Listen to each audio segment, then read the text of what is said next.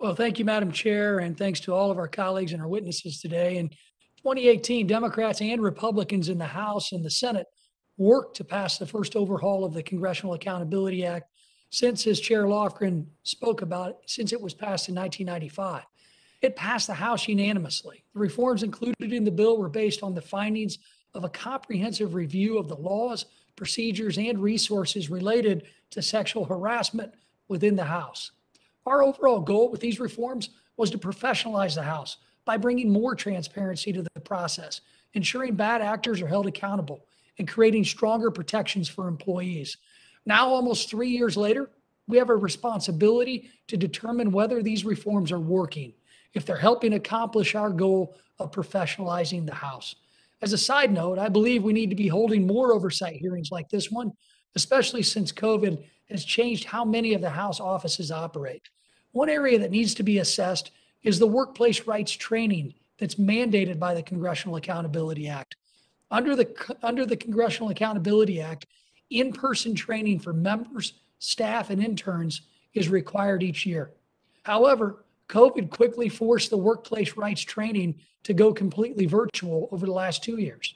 As a former district staffer for 16 years, it's critical for us in Washington to consider the practicality of programs that are passed out in DC, where staff are all in the same place.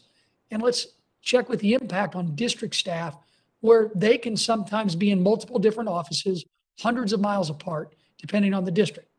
For example, allowing this training to be conducted virtually has made it much easier for the interns and staff in my district in the state of Illinois, which covers 14 counties, to receive training in a timely and efficient manner.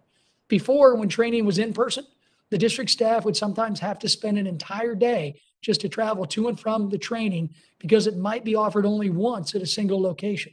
This left them unable to help constituents during that time.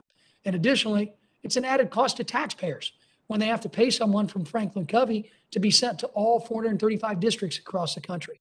I look forward to discussing with our witnesses the effectiveness of this virtual training and the potential for OCWR to take on the implementation of this training themselves rather than contracting it out, and the impact this may have on the program and whether it can save taxpayer dollars.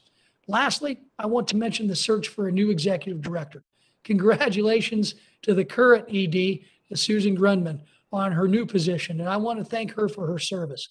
It's important for us to understand the timeline and process for choosing her replacement, and I would very much like to be consulted on any potential replacements. OCWR works closely with member and committee offices, so we want to make sure that it is responsive and helpful for all staff and members. With that, I look forward to hearing from our witnesses, and I yield back, Madam Chair. Thank you,